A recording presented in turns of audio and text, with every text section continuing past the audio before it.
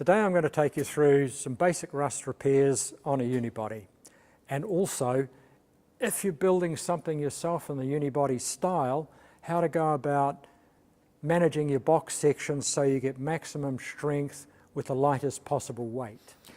Okay, let's get on with it.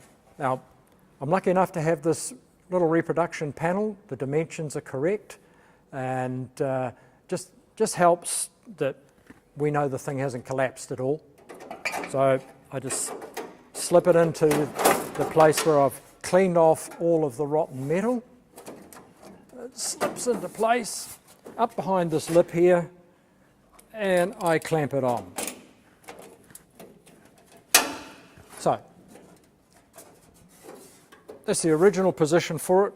But what I do notice is that because it's a coach build body and these outside parts are different from the original Fiat, what I notice is they've left a gap in here.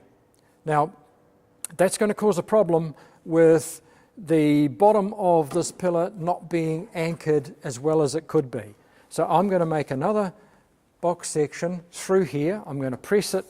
I've got a pressing tool that I use just in the ordinary workshop press, and I will make it 30 millimeters deep, the same as this fold up the top here, slip it in here.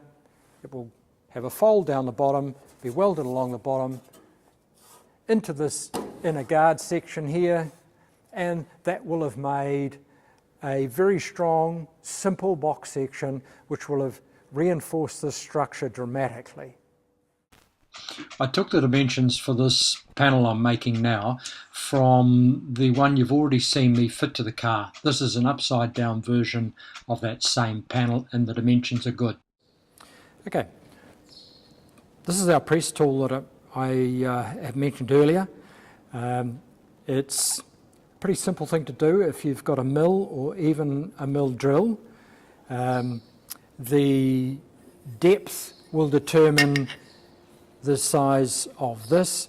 The deeper you make this cut, the more gap you will need around here to help the metal to deform without tearing. Okay, now I screw them to the plate. What has to happen is that the top and the bottom plates have to be perfectly aligned, because what happens is when you put the piece of material in that you're going to press, of course you can no longer see that you've got good alignment with the bottom plate. So there's just a little bit of messing about in the beginning to get this alignment right. You just take the press down, get that it's, as you can see, these things are carefully machined and have a witness on them to show when they're perfectly aligned. So you do that in here, moving the plates around, and that'll get you a nice clean pressing. And where if you're too close to one side, you might cut the material, and the other side will be ill-defined. So the alignment is a bit crucial if you're going to do this. So pay attention to that and you'll get a good job.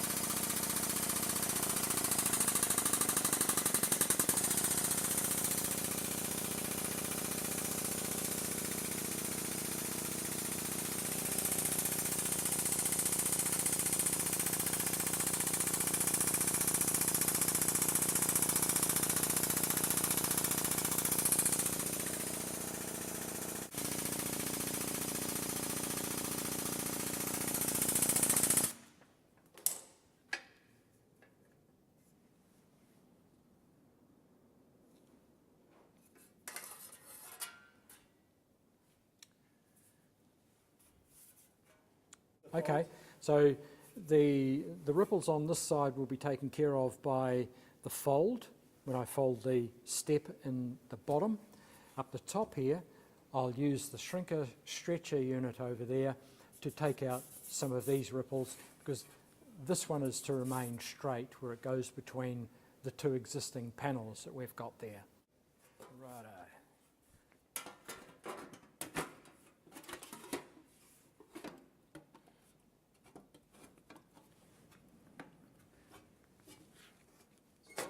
Okay, now,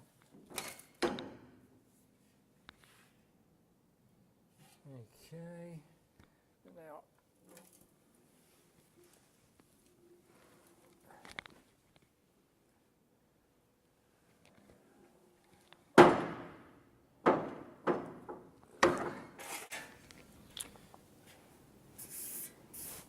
there you go. Now, we just put it in again, and we do the 30mm fold.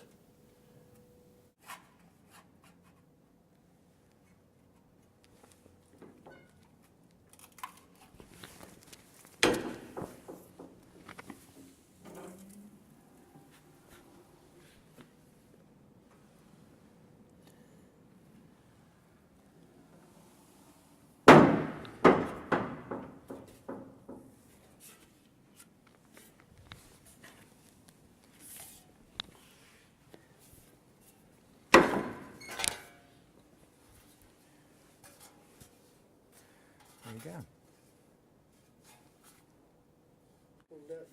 And that's it. All of those wrinkles are gone from the bottom.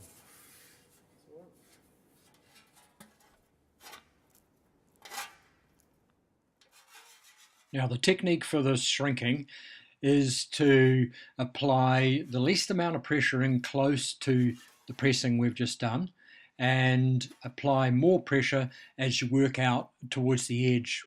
And not all machines are the same, so I recommend that you test yours on a piece of scrap so that you don't do any unnecessary damage to your good panel. Okay, now we're finished with the shrinker. You can see that top edge is really nice and straight. It'll slip up between these other two panels we've got here. Now that I've got this panel here in place, there is something more I'm going to do between the two pieces, like the original replacement part that I bought and this one I've made, so that I can strengthen them so that they don't crush together. Now it's just a small partition that goes in here and here. I could maybe make two of them, so that this panel, this one here, doesn't rock backwards and forwards and twist this way. Now what causes that kind of stress is the weight of the door tends to cause a rotational stress this way, and the other thing which exerts a lot of stress is the windscreen, which is being buffeted by the wind for one thing.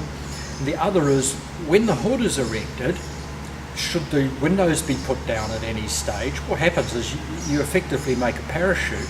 So all of that weight in the back of the hood is pulling back on the windscreen, which in turn is transmitting a twisting load all the way down the bottom into the sill panel here. Yeah, as you can see, I've made the little spacer panel I was talking to you about.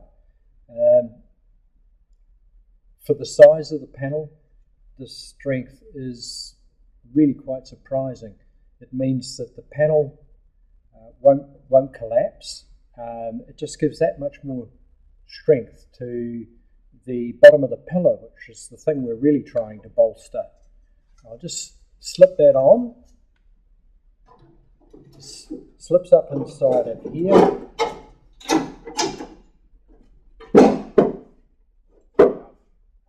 And that means that these two pieces are very strongly held together, and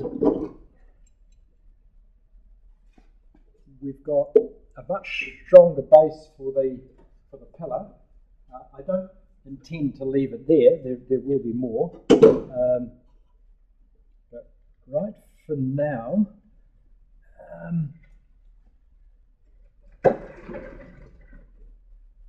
we've achieved